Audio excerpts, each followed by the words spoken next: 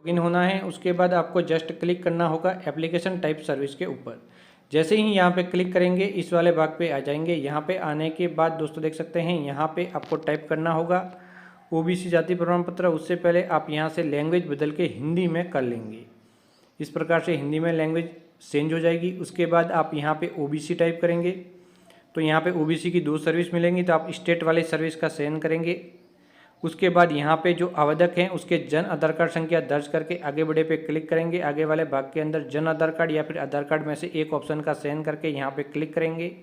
उसके बाद जिस सदस्य का आवेदन करना है उसके आगे वाले इस पॉइंटर पे जस्ट क्लिक करके वेरीफाई पे क्लिक करेंगे। वेरीफाई पे क्लिक करते ही यहाँ पे एक ओटीपी नंबर भेजे जाएंगे। वह ओटीपी नंबर यहाँ पे आप दर्ज कर लेंगे कस्टमर से लेके। वह ओटीपी नंबर दर्ज करने के बाद आपको जस्ट क्लिक करना होगा ओके बटन पे। जैसे ही ओटीपी नंबर दर्ज किए ओके बटन पे क्लिक किया इस प्रकार से मैसेज मिलेगा। आप ओके बटन दबा देंगे। उसके बाद मूलभूत जानकारी जन आधार कार्ड से लेके यहाँ पे प्रदर्शित होगी, जो भी आप देख सकते हैं। अंग्रेजी हिंदी में नाम होगा, उसके बाद जन्म दिनांक होगी, फिर लिंग होगा। तो एक एक करके आप डिटेल देख लेंगे। ये डिटेल जन आधार कार्ड से लेता है। अगर कोई भी गलत डिटेल यहाँ पे प्रदर्शित हो रही है तो आपको जन आधार कार्ड अपडेट करना होगा। अब यहाँ पे जो भी डिटेलें प्रदर्शित हो रही हैं यहाँ पे आप श्रेणी व विवाहित स्थिति वगैरह ये डिटेल ले लेंगे। मोबाइल फ़ोन नंबर बदलना चाहते हैं तो वो भी आप यहाँ से बदल सकते हैं। तो ये वाला भाग कंप्लीट हो जाएगा। उसके बाद आप आगे बढ़ेंगे। यहाँ पे एड्रेस फिलअप करना है तो ग्रामीण है तो ग्रामीण, शहरी है तो शहरी। फिर यहाँ पे आप कंप्लीट एड्रेस फिलअप कर लेंगे जो भी ऑप्शन है उसके अकॉर्डिंग जहाँ का वो मूल निवासी हैं। उसके बाद यहाँ पे वर्तमान पता व स्थायी पता सेम है तो यहाँ पे क्लिक करेंगे और ये कॉपी हो जाएगा। फिर सेव बटन पे क्लिक करेंगे। एड्रेस ध्यानपूर्वक बनना है।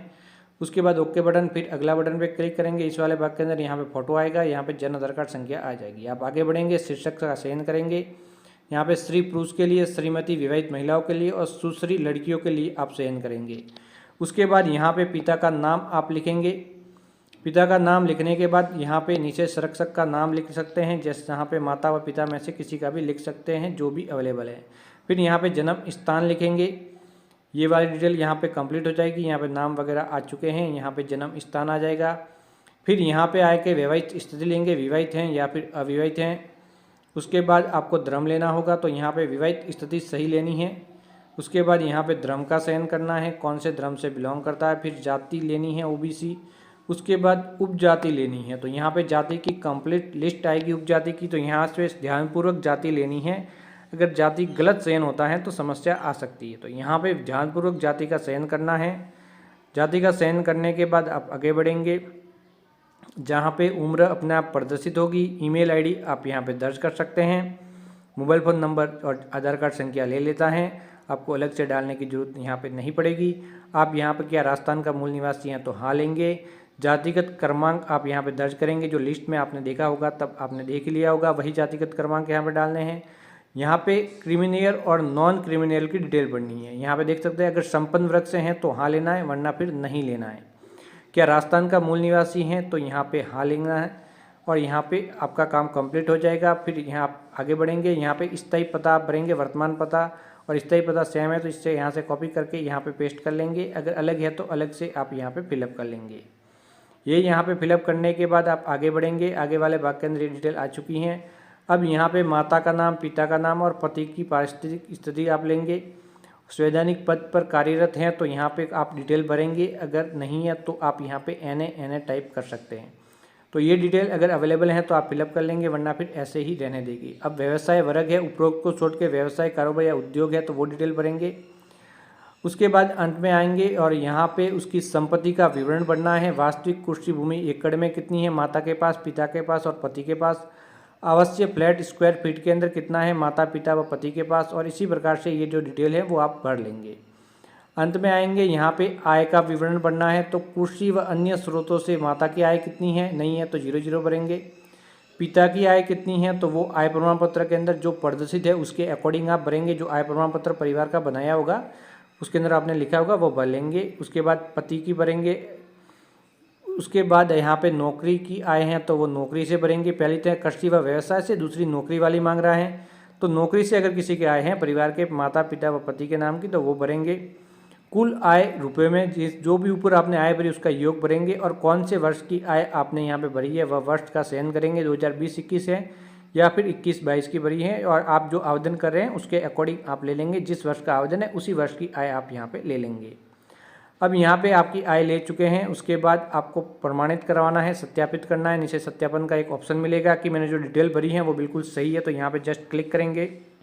उसके बाद एक एक करके डॉक्यूमेंट अपलोड करेंगे। तो सबसे पहले एड्रेस प्रूफ के अंदर इसमें से कोई भी एक डॉक्यूमेंट ऑनलाइन वेरीफाई कर सकते हैं। अगर वो डॉक्यूमेंट ऑनलाइन वेरीफाई नहीं हो रहा तो आप उसे अपलोड भी कर सकते हैं।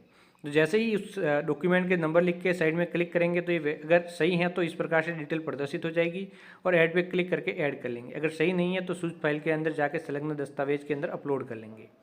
पढ़ा लिखा है तो एजुकेशन की डिटेल भरनी है RBSC की, और अगर नहीं है तो उसे ब्लैंक छोड़ेंगे। फिर अदर डॉक्यूमेंट के अंदर ऑल डॉक्यूमेंट की एक लिस्ट बना के अपलोड करेंगे। लिस्ट के अंदर कौन कौन से डॉक्यूमेंट होते हैं इसी वीडियो के नीचे जो लिंक अवेलेबल है वहाँ पे कंप्लीट लिस्ट मिल जाएगी। तो ऑल डॉक्यूमेंट लिखेंगे, सूच फाइल में जाएंगे और डॉक्यूमेंट अपलोड कर लेंगे। इसी प्रकार से एप्लीकेशन फॉर्म है जिसका लिंक भी इसी वीडियो के नीचे अवेलेबल है। उस फॉर्म को कंप्लीट फिलअप करके तैयार करवा के आप ऑनलाइन स्कैन करेंगे और स्कैन करने के बाद सूच फाइल में जाके आप उस ऑफलाइन फॉर्म को यहाँ पे अपलोड कर लेंगे। तो यहाँ पे मैं इस ऑफलाइन फॉर्म को अपलोड करता हूँ। फिर एफिडेविट है जो फॉर्म के साथ ही संलग्न होता है, तो यहाँ पर भी आप फॉर्म ही अपलोड कर लेंगे और यहाँ पे आपका जो इनकम है सॉरी दोस्तों वो आप अपलोड कर लेंगे, क्योंकि इनकम के लिए अलग से ऑप्शन नहीं है। तो आय प्रमाण पत्र आप यहाँ पे अपलोड कर लेंगे। तो यहाँ पे मैं आय प्रमाण पत्र अपलोड कर लेता हूँ। तो ये एक एक करके मैं डॉक्यूमेंट अपलोड कर लूँगा। फिर मैं ऐड पे क्लिक करूँगा तो ये डॉक्यूमेंट एक एक करके ऐड हो जाएंगे और इस प्रकार से प्रदर्शित होने लग जाएंगे। तो जिसे आप देख लेंगे सही डॉक्यूमेंट अपलोड हुए या फिर नहीं, इसके ऊपर क्लिक करके गलत हुए तो माइनस पे क्लिक करके रिमूव भी कर सकते हैं। उसके बाद जस्ट सेव बटन पे क्लिक करेंगे। जैसे ही सेव बटन पे क्लिक करेंगे यहाँ पे डिटेल्स सेव हो जाएगी। उसके बाद ओके बटन पे क्लिक करेंगे, आपका काम यहाँ पे कंप्लीट होगा। फिर आप आगे बढ़ेंगे, फिर ओके बटन दबाएंगे। भुगतान के लिए आगे बढ़े वाले ऑप्शन पे क्लिक करके आपको पेमेंट करना होगा। यहाँ पे भुगतान के लिए आगे बढ़े, फिर भुगतान के लिए बिल जोड़े, फिर भुगतान, फिर यहाँ पे आप जारी रखे पे क्लिक करेंगे। जारी रखे पे क्लिक करेंगे तो आप पेमेंट गेटवे पे पहुँचेंगे जहाँ से आप पेमेंट कर लेंगे। तो मैं यहाँ पे जस्ट जारी रखे पे क्लिक करता हूँ। यहाँ पे पे बाय वॉलेट पे क्लिक करेंगे, पेमेंट सक्सेसफुली हो जाएगा। यहाँ पे क्लिक करके रिसिप्ट की प्रिंट आउट निकाल के कस्टमर को दे देंगे और आपका आवेदन यहाँ पे समाप्त हो जाएगा। OBC जाति प्रमाण पत्र के लिए जो ई-मित्र से आवेदन किया जाता है, तो ये प्रोसेस होता है स्टेप बाय स्टेप ऑनलाइन आवेदन करने का। तो जानकारी अच्छी लगी हो तो चैनल को एक बार आपको